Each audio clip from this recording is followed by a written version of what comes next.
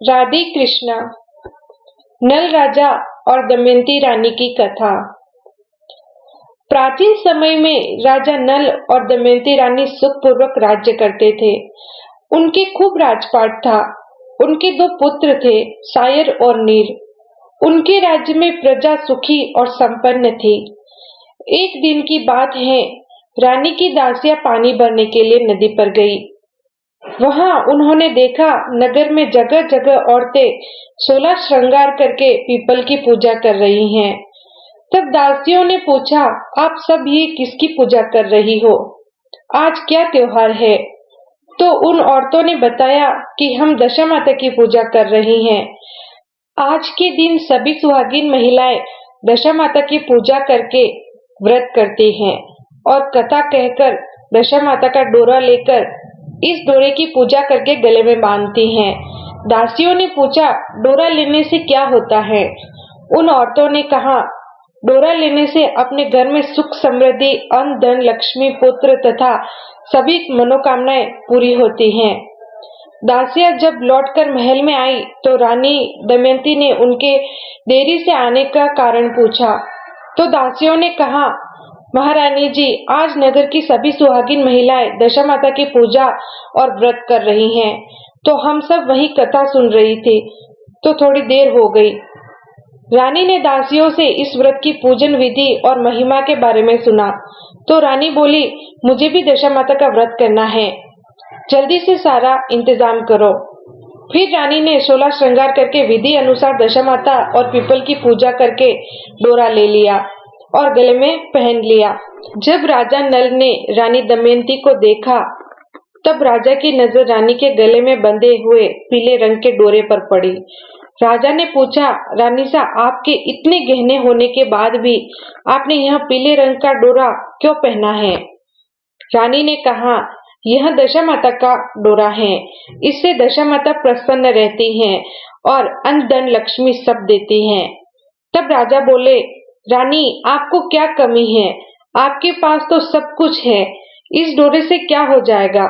और राजा ने डोरे को तोड़कर चूल्हे में फेंक दिया। रानी ने तुरंत उस जले हुए डोरे को उठा लिया और पानी में घोलकर पी गई और राजा से कहा, यह तो दशा माता का डोरा था, आपने उनका अपमान करके अच्छा नहीं किया। जब रात्रि में राजा सो रहे थे, तब राजा के स्वप्न में 2 औरतें आई और एक 16 श्रृंगार किए हुए थी और दूसरी फटे पुराने कपड़े में थी। अच्छे कपड़े वाली औरत बोली, मैं अब जा रही हूँ, और फटे कपड़ों वाली जो अवदशा थी वो बोली, मैं आ रही हूँ। तब राजा ने पूछा, मुझे कैसे पता चलेगा? तब अवदशा बोली, मैं आऊंगी तब राजा को तो चने खाने का मन करेगा और रानी को खल खाने का मन करेगा। जब तुम्हारे साथ ऐसा हो तो समझ लेना तुम्हारे अच्छे दिन पूरे हो गए। अगले दिन जब खाना परोसा गया तो राजा बोले, मुझे तो आज चने खाने का मन हो रहा है। इधर रानी बोली, मुझे तो आज खल खाने की इच्छा हो रही है। राजा ने तो चने खाए और रानी ने खल खाई। आधी रात का समय हुआ, महल का एक कोना टूटने लगा। रानी को नींद नहीं आ रही थी। रानी ने राजा को उठाया और कहा, राजा जी, अपने दिन फिर गए हैं। राजा ने देखा और देखते ही देखते सारा राजपाट विलय हो गया। तब राजा रानी ने सोचा कि अपने ही देश में हम ऐसे कैसे रह पाएंगे। तब राजा रानी ने अपने दोनों पुत्र सायर और नीर, हंसराज घोड़ा और मालागढ़ दासी सबको अपने साथ लेकर राज्य छोड़कर चले गए। राज्य के बाहर जाकर एक बरगद के पेड़ के नीचे विश्राम करने बैठते हैं। तभी अचानक बरगद फटता है। हंसराज घोड़ा और मालागढ़ दासी उसमें विलय हो जाते हैं। थोड़ा आगे जाते हैं तो एक बंजारों की बालद आ रही होती हैं, तो सायर और नीर कंवर उसमें खो जाते हैं। राजा रानी बहुत दुखी होते हैं और वहां से आगे बढ़ जाते हैं। एक गांव में पहुंचते हैं। गांव के बाहर एक बगीचा होता है। दोनों रात्रि विश्राम के लिए वहां रुक जाते हैं, परंतु आधी रात होते होते बाग तो पूरा सूख जाता है।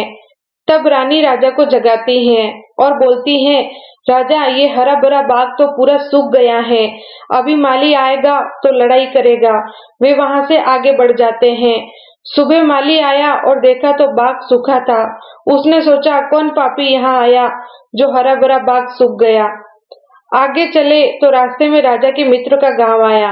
राजा ने रानी से कहा, चलो हमारे मित्र के घर चलें। मित्र के घर पहुंचने पर उनका खूब आदर सत्कार हुआ और पकवान बनाकर भोजन कराया। मित्र ने अपने शयन कक्ष में सुलाया। उसी कमरे में मोर की आकृति की खूंटी पर मित्र की पत्नी का हीरो का जड़ा कीमती हार टंगा था। मध्य रात्रि में रानी की नींद खुली तो उन्होंने देखा कि वह बेजान खूंटी हार को निगल रही है। यह देखकर रानी ने तुरंत राजा को जगाकर दिखाया और दोनों ने विचार किया कि सुबह होने पर मित्र के पूछने पर हम क्या जवाब देंगे। यहाँ भी अपने पर चोरी का आरोप लगेगा, अतः यहाँ से ही इसी समय चले जाना चाहिए। राजा रानी दोनों रात्रि को ही वहां से चल दिए। सुबह मित्र की पत्नी को हार नहीं दिखा तो वह मित्र से बोली, देखो आपके कैसे मित्र हैं, मेरा हार चुरा लिया और रात को ही भाग गए। आगे जाने पर राजा रानी एक कुम्हार के घर गए। वहां मटकियों का अवाड़ा पक रहा था। राजा ने कुम्हारिन से पूछा, आप हमें आपके घर रात्रि विश्राम करने देंगे? तब कुम्हारिन बोली, हाँ भाई, आप यहाँ रुक सकते हो। दोनों विश्राम करने लगे, परंतु उनकी दशा ही खराब थी। इससे जहाँ भी जाते कुछ न कुछ विपदा जरूर आती। आधी रात को कुम्हार की मटकियों का अवाड़ा फूट गया। फूटने की आवाज सुनकर राजा रानी की नींद जगी। उन्होंने सोचा अब यहाँ से चल देना चाहिए। कुम्हारिन बोली, कैसे पापियों को मैंने रुकने को बोला, मेरा अवाड़ा फूट गया। आगे चलने पर राजा नल की बहन का ससुराल आया। राजा ने बहन के घर खबर पहुंचवाई कि तुम्हारे भाई भौजाई आए हुए हैं।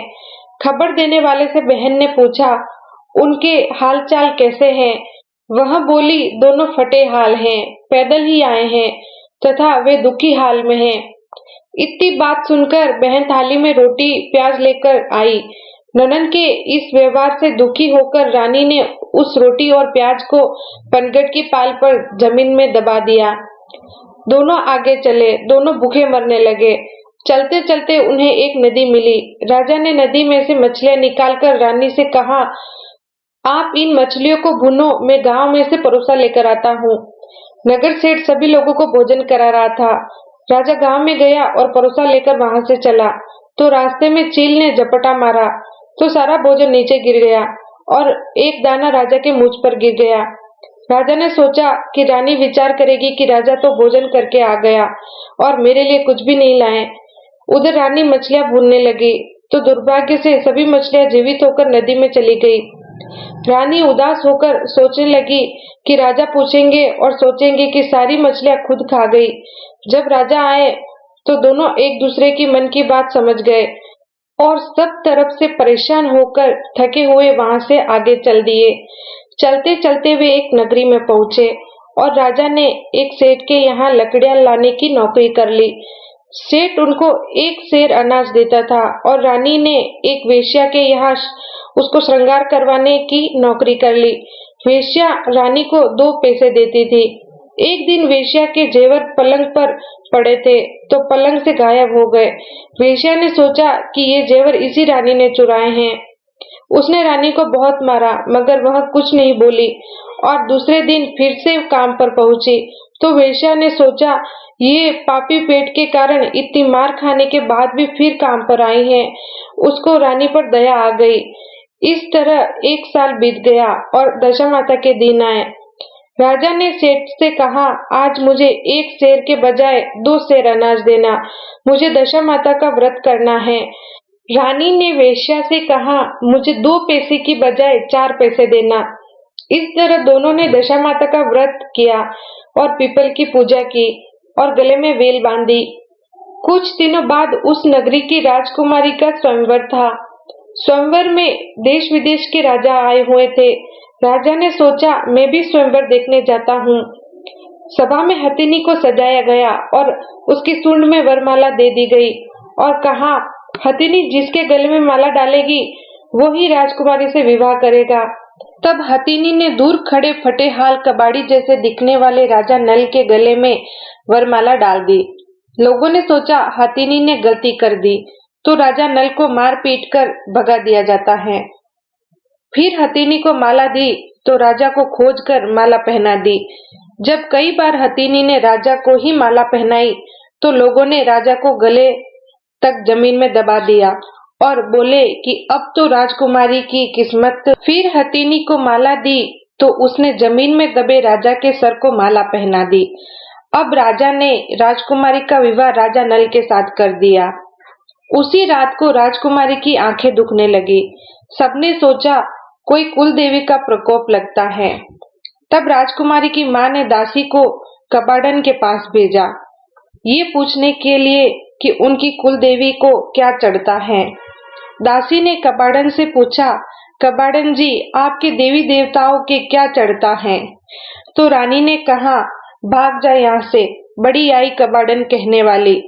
दासी गई और राजकुमारी की माँ से बोली, उन्होंने तो मुझे भगा दिया। राजकुमारी की माँ ने पूछा, तुमने वहां जाकर क्या बोला? दासी ने कहा, मैंने कहा कबाड़न जी आपके कुल देवी को क्या चढ़ता है। तब राजकुमारी की माँ ने कहा, तूने उनको कबाड़न क्यों कहा? हमारे बाईसा का विवाह करवाया है तो वो भी हमारे बाईसा हैं। अब फिर जा और बाईसा बोलना। दासी जाकर दूसरी बार पूछती है, बाईसा बाईसा आपके कुल देवी के क्या चढ़ता है? तो रानी दमयंती बोली, हमारे कुल देवी के तो 1.25 मण बिना छेद वाले मोती, सोने और रूपा के नारियल, रेशम और मशरूम के थान चढ़ते हैं। यह सब दासी ने जब उस राजकुमारी की माँ से कहा तो उसने कहा, ये सब तो राजा नल के कुल देवी के चढ़ते हैं। तब रानी को पता चला कि उनकी बेटी का विवाह राजा नल के साथ हुआ है। तब राजा नल ने कहा कि मैं ही राजा नल हूँ और ये रानी दमयंती है। मैंने दशा माता का अपमान किया था, तब से हमारी दशा खराब चल रही है, इसीलिए हम दर दर भटक रहे हैं। सभी ये बात जानकर खुश हुए कि राजकुमारी का विवाह राजा नल के साथ हुआ है। अब विदाई का समय आया तो राजा ने अपनी बेटी और जमाई को खूब हाथी घोड़े, सोना चांदी, रत्न आभूषण उपहार में दिए। अब राजा नल और दोनों रानियां अपने देश की तरफ रवाना हुए। जाने से पहले राजा सेठ से मिलने गए तो सेठ बोला, राजा जी, आप साल भर मेरे यहाँ चंदन की लकड़ियां लाए और मैंने आपको मजदूरी कम दी। आप जितना चाहो उतना मेरे भंडार से ले जा सकते हो। राजा ने मना कर दिया, मगर सेठ ने भी उनको बहुत धन दिया। रानी वेश्या के यहाँ गई तो वेश्या का पलंग सारे जेवर उगलने लगा। यह देखकर वेश्या रानी से माफी मांगने लगी। रानी, मैंने आपको साल भर तकलीफ दी, मगर आपने कुछ नहीं बोला। और वेश्या रानी के पैरों में पड़ी। राजा और दोनों रानी वहां से आगे चले। आगे उन्हें बुनी हुई मछलियां नजर आई और चील परोसी की पत्तल लेकर उड़ती हुई आई। तब राजा रानी से कहते हैं, देखो रानी, आपने सोचा होगा कि राजा सब खाना खा गए, लेकिन वो भोजन चील लेकर उड़ गया था। तो रानी बोलती है, आपने भी सोचा होगा रानी सारी मछलियां खा गई, लेकिन वो मछलियां तो नदी में चली गई थी। राजा रानी वहां से आगे बढ़े तो बहन का ससुराल आया। पनघट पर रुककर बहन को समाचार भिजवाया। बहन के पास जाकर दासिया बोली, रानी सा, आपके भाई भौजाई आए हैं। बहन पूछती है, वे किस हाल में हैं? तो दासिया कहती है कि हाथी घोड़े के साथ गाजे बाजे से मुख पर तेज और नई रानी भी साथ हैं। तब बहन खुशी से तरह तरह के पकवान बनाकर पनघट पर लाई और भाई भौजाई को जिमाया। फिर बोली, भाभीसा, मैं पहले भी आपके लिए पकवान लाई थी, मगर वे रोटी और प्याज में बदल गए थे। तब रानी दमयंती ने जमीन खोदी तो वहाँ रोटी सोने की हो गई और प्याज रुपए के हो गए। तब रानी ने कहा, बुरे दिनों में सब बुरा ही होता है। फिर राजा ने बहन को खूब धन दिया और आगे चले। आगे कुम्हारिन का घर आया। तब राजा रानी वहां जाकर कहते हैं कि हमें रात्रि विश्राम करने दो। कुम्हारिन बोली, पहले पता नहीं कौन पापी दुष्टी आए जो मेरा पूरा अवाड़ा फूट गया। तब रानी बोली, यह तो हमारी दशा फिरी हुई थी तो ये सब हुआ। राजा ने कुम्हारिन को खूब धन दिया और आगे चले। आगे राजा के मित्र का गांव आया। उनके घर जाते हैं। मित्र की पत्नी से रहा नहीं जाता है और सुनाने लगती हैं। हाँ, पहले भी मोतियों का हार हाथ लगा था, इसीलिए फिर क्यों नहीं आओगे? इस पर रानी कहती है कि हम उसी कमरे में विश्राम करेंगे। तब मित्र कहता है कि तुम औरतों की बातों पर ध्यान मत देना, और वह उन्हें उसी कमरे में विश्राम करने देता है। तब आधी रात के समय खूंटी हार उगलने लगी। रानी ने राजा को उठाया कि राजा, अपने मित्र को बुलाओ। राजा अपने मित्र व उसकी पत्नी को बुलाते हैं। वे आकर देखते हैं कि खूंटी हार उगल रही है। तब उनमें गलतफहमियां दूर हो जाती हैं। वहां से आगे बढ़ने पर बाग आता है। राजा माली से पूछते हैं कि हम इस बाग में विश्राम करना चाहते हैं। माली कहता है कि 12 महीने हो गए, पता नहीं कौन पापी आया जो मेरा बाग सूख गया। आपको रुकना हो तो रुक जाओ। राजा और रानियां वहां पर विश्राम करते हैं। फिर आधी रात होते ही पूरा बाग हरा भरा हो जाता है। राजा माली को बुलाकर पहले की बात बताता है। माली राजा से अपने कहे के लिए माफी मांगता है और वे आगे बढ़ जाते हैं। थोड़ा आगे जाने पर बंजारों की बालद आई। रानी जिद करने लगी, हमारे कवर यहीं खोए थे, आज रात रुककर पता लगाते हैं। रात का समय हुआ। 2 लड़के पहरेदारी कर रहे थे। पहला बोला, शायर कुछ बात कर तो रात जल्दी खत्म हो जाएगी। नीर बोला, कौन सी बोलूं, घर बीती बोलूं या पर बीती? शायर बोला, घर बीती बोल भाई। नीर बोला, कहाँ शायर नीर, कहाँ हंसराज घोड़ा, कहाँ मंदाकिनी दासी, कहाँ तांबावती नगरी, कहाँ राजा नल, कहाँ दमयंती रानी। आज अपनी किस्मत खराब है, जो राजा के बेटे हैं फिर भी बंजारों की बालद की चौकीदारी कर रहे हैं। ये तकदीर का खेल है। राजा रानी ने ये बात सुनी और कहा, ये तो अपने ही शायर नीर हैं। उन्होंने बंजारों से अपने बेटे को वापस लेने का उपाय सोचा। राजा ने दूसरे दिन पूरे गांव को जिमाया। सब भोजन करने आए, पर एक आदमी बोला, मुझे 2 पत्तल दे दो। मेरे घर पर 2 जने हैं जो नहीं आएंगे, घर पर ही जिमेंगे। राजा रानी ने पत्तल देने से इनकार कर दिया और दोनों को वहीं जिमने बुलाया। रानी अपने दोनों कुंवर को पहचान गई। रानी बोली, ये दोनों कुंवर मेरे हैं। बंजारन बोली, ये दोनों मेरे बेटे हैं। दोनों झगड़ने लगी। लोगों ने कहा, अब इसका न्याय कैसे होगा? तब राजा ने कहा, इसका न्याय तो सूर्य नारायण ही करेंगे। तब रानी को चमड़े की कांचली पहनाई और बंजारन को रेशम की कांचली पहनाई और कहा, जिसकी कांचली से दूध की धारा बहेगी और इन बच्चों के मुंह में गिरेगी, वही इन बच्चों की माँ होगी। तब दोनों सूरज के सामने खड़ी हो जाती हैं। रानी सूरज भगवान से प्रार्थना करती है, हे सूरज भगवान, हमारा न्याय करना। इतना कहते ही रानी के दूध की धार बहने लगती है और बच्चों के मुंह में आ गिरती है। इससे यह साबित हो गया कि दोनों कुंवर रानी के ही हैं। बंजारन ने रानी से माफी मांगी और पैर पड़ी। तब राजा रानी ने बंजारन को खूब धन दिया और आगे चले। रास्ते में बरगद का पेड़ आता है। राजा रानी ने वहीं पर विश्राम किया। तभी बरगद का पेड़ फटा और हंसराज घोड़ा और मंदाकिनी दासी उसमें से निकलते हैं। तब राजा घोड़े पर बैठकर राज्य की तरफ बढ़ जाते हैं। राज्य में प्रजा उनका ढोल बाजे से स्वागत करती है और खुशियां मनाई जाती है। राजा पुनः अपना राजपाट संभालते हैं। महल भी पहले की तरह हो जाते हैं, परंतु महल का एक कोना टूटा हुआ ही रहता है। तब राजा राज्य में ढिंडोरा पिटवाते हैं कि दशा माता के दिन सभी महिलाएं दशा माता की पूजा करें और डोरा लेवे। राजा नल दमयंती पर दशा माता ने पहले कोप किया, ऐसा किसी पर भी मत करना, और बाद में जैसी कृपा करी वैसी सब पर करना। बोलिए दशा माता की जय।